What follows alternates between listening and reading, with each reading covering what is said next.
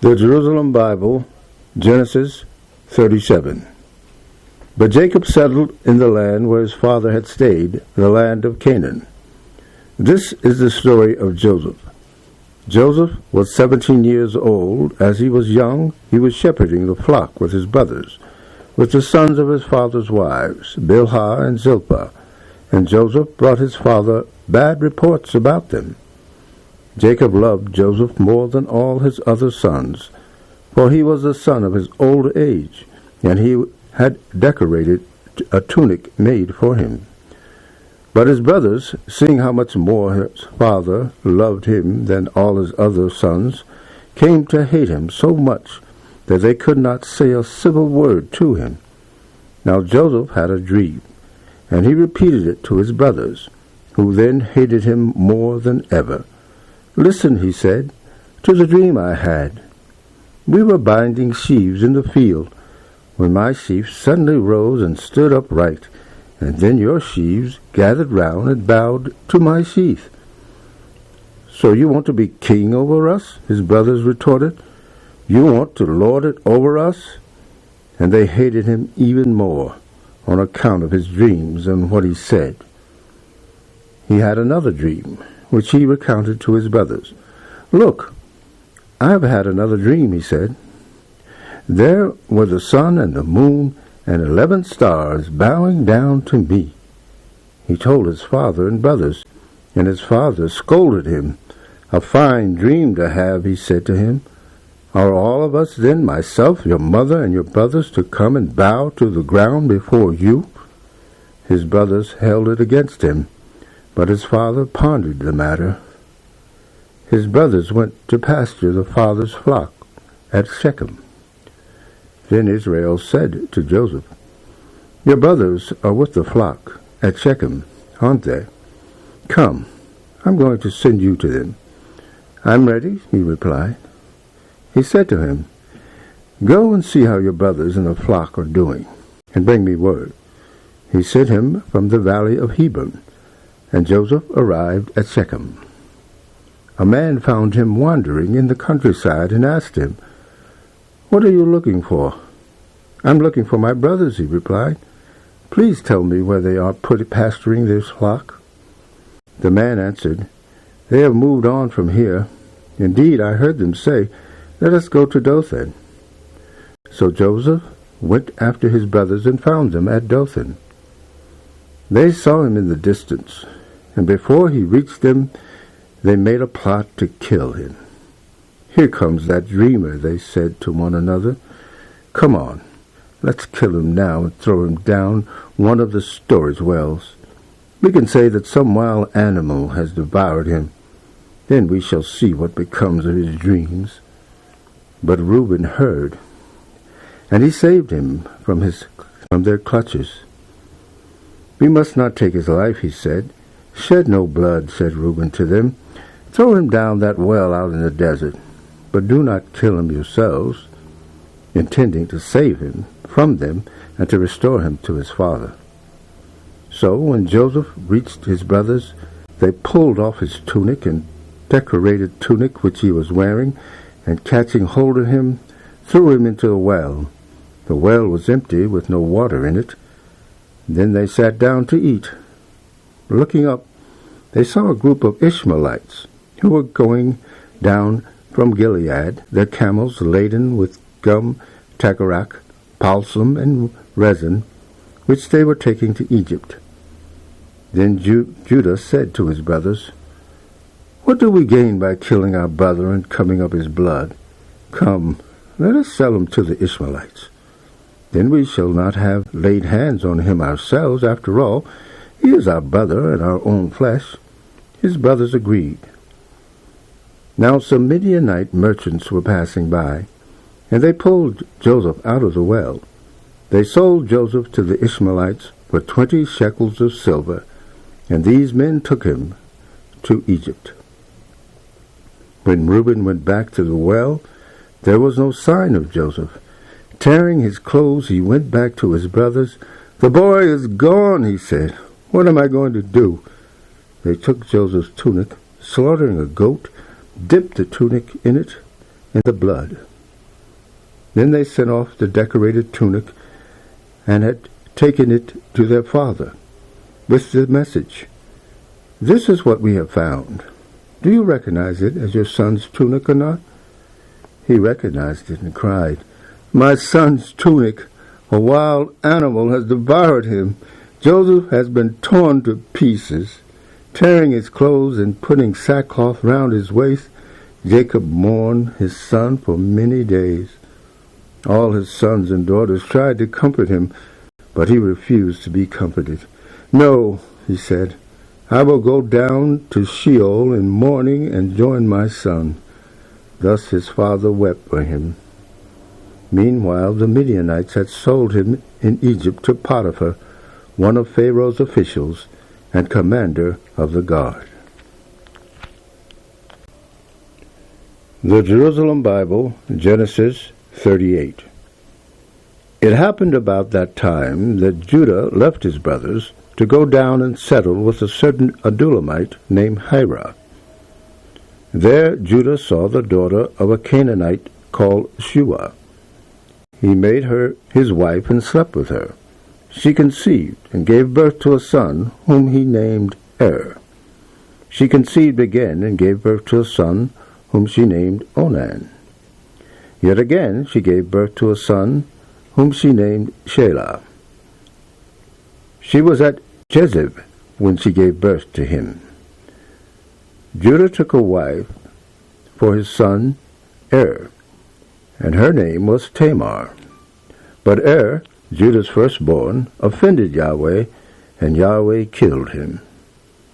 Then Judah said to Onan, "Take your brother's wife, and do your duty as her brother-in-law to maintain your brother's line."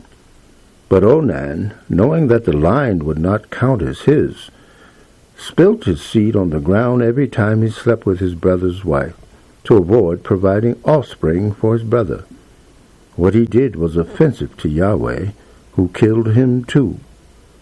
Then Judah said to his daughter-in-law Tamar, "Go home as a widow to your father until my son Shelah grows up." For he was thinking, he must not die like his brothers. So Tamar went home to her father. A long time passed, and then Shua's daughter, the wife of Judah, died. After Judah had been comforted, he went up to Timnah for the shearing of his sheep, he and his friend Hira the Adulamite. When Tamar was told, "Look, your father-in-law is going up to Timnah for the shearing of his sheep," she changed out of her widow's clothes, wrapped a veil around her to disguise herself, and sat down at the entrance of Imen, which is on the way to Timnah. For she saw that, although Shelah was grown up, she had not been given to him as his wife. Judah, seeing her, took her for a prostitute, since her face was veiled. Going up to her on the road, he said, "Here, let me sleep with you." He did not know that she was his daughter-in-law. "What will you give me for sleeping with you?" she asked. "I will send you a kid from the flock," he said. "Agreed, if you give me a pledge until you send it," she replied. "What pledge shall I give you?" he asked. "Your seal and cord, and the staff you are holding," she replied. He gave them to her and slept with her, and she conceived by him. Then she got up and left him, and taking off her veil, resumed her widow's weeds. Judah sent the kid by his friend the Adulamite to recover the pledge from the woman, but he did not find her. He inquired from the men of the place, "Where is the prostitute who was by the roadside at Imnan?" "There has been no prostitute there," they answered. So returning to Judah, he said, "I did not find her. What is more, the men of the place told me there had been no prostitute there." "Let her keep the things," Judah said, "or we shall become a laughingstock. At least I sent this kid, even though you did not find her." About 3 months later, Judah was told, "Your daughter-in-law has played the harlot Furthermore, she is pregnant as a result of her misconduct. Bring her out, Judah ordered, and let her be burnt alive. But as she was being led off, she sent word to her father-in-law. It was the owner of these who made me pregnant. Please verify, she said, whose seal and cord and staff these are. Judah recognized them and said, She was right, and I was wrong, since I did not give her my son Shelah. He had no further intercourse with her. Then the time for her confinement came. There were twins in her womb. During the delivery, one of them put out his hand, and the midwife caught it, and tied a scarlet thread to it, indicating that this was the first to arrive. Whereupon he drew back his hand, and out came his brother. Then she said, What a breach you have opened for yourself. So she named him Perez. Then his brother came out, with the scarlet thread on his hand. So he was named Zerah. Genesis 39. Now Joseph had been taken down into Egypt. Potiphar the Egyptian, one of Pharaoh's officials and commander of the guard, bought him from the Ishmaelites who had taken him down there. Yahweh was with Joseph, and everything he undertook was successful. He lodged in the house of his Egyptian master, and when his master saw that Yahweh was with him, and how Yahweh made everything he undertook successful, he was pleased with Joseph, and made him his personal attendant. And his master put him in charge of his household, entrusting him with all his possessions. And from the time he put him in charge of his household and all his possessions, Yahweh blessed the Egyptian's household out of consideration for Joseph. Yahweh's blessings extended to all his possessions, both household and estate. So he left Joseph to handle all his possessions, and with him there concerned himself with nothing beyond the food he ate. Now Joseph was well built and handsome, and it happened some time later that his master's wife cast her eyes on Joseph and said, Sleep with me. But he refused. Look, he said to his master's wife, with me here, my master does not concern himself with what happens in the house, having entrusted all his possessions to me. He himself yields no authority in this house more than I do. He has exempted nothing from me except yourself, because you are his wife. How could I do anything so wicked and sin against God? Although she spoke to Joseph day after day, he would not agree to sleep with her or be with her. But one day, when Joseph came into the house to do his work, and none of the men of the household happened to be indoors, she caught hold of him by his tunic and said, Sleep with me. But he left the tunic in her hand, took to his heels, and got out. When she saw that he had left the tunic in her hands as he ran out, she called her servants and said to them, Look at this! My husband brought in a Hebrew to make a fool of me. He burst in on me, but I screamed, and when he heard me scream, he left his tunic beside me and ran out of the house. She kept the tunic by her until her master came home. Then she told him the same tale.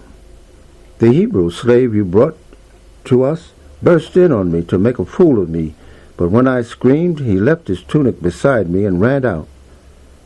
When his master heard his wife say, This was how your slave treated me, he became furious. Joseph's master had him arrested and committed to the jail where the king's prisoners were kept. And there in jail he stayed. But Yahweh was with Joseph. He showed him faithful love and made him popular with the chief jailer. The chief jailer put Joseph in charge of all the prisoners in the jail, making him responsible for everything done there. The chief jailer did not bother about anything put in his charge, since Yahweh was with him, and Yahweh made everything he undertook successful. The Jerusalem Bible, Amos 2:6 through 3:8. Yahweh says this, "For the the 4 crimes of Israel, I have made my decree and will not relent, because they have sold the upright for silver and the poor for a pair of sandals, because they have crushed the heads of the weak into the dust, and thrust the rights of the oppressed on one side, father and son sleeping with the same girl, and thus profaning my holy name, lying down beside every altar on clothes acquired as pledges, and drinking the wine of the people they have fined in the house of my God. Yet it was I who destroyed the Amorite before them, he who was as tall as the cedars, as strong as the oaks. I who destroyed his fruit above the ground and his roots below. It was I who brought you up from Egypt, and for 40 years led you through the desert to take possession of the Amorites' country.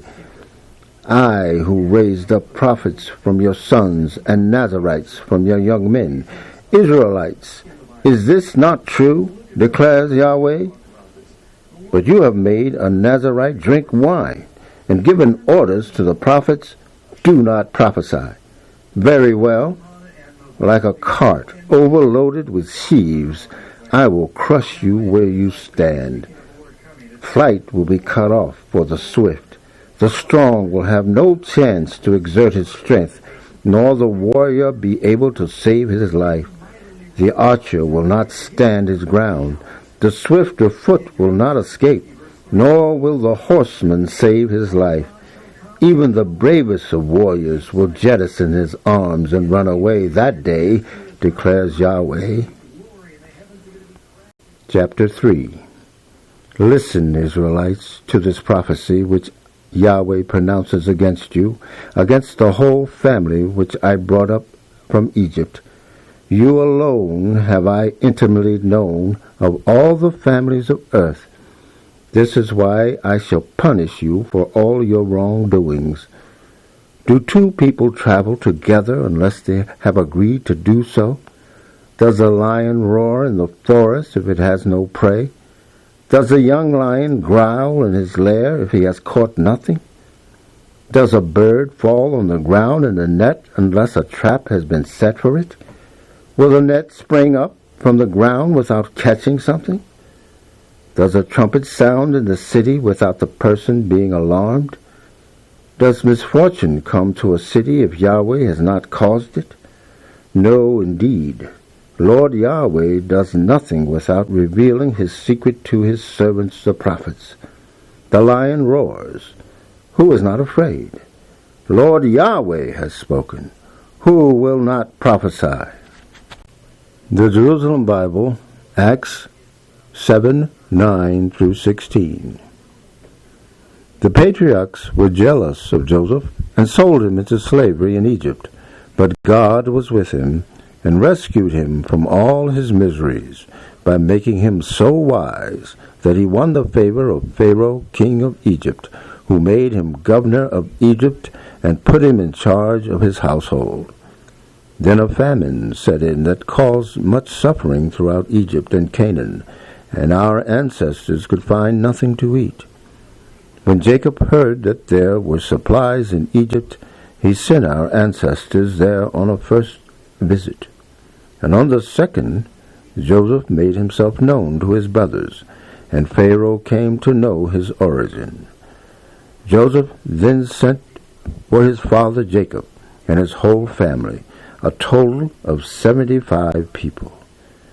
Jacob went down into Egypt, and after he and our ancestors had died there, their bodies were brought back to Shechem and buried in the tomb that Abraham had bought for money from the sons of Hamor, the father of Shechem.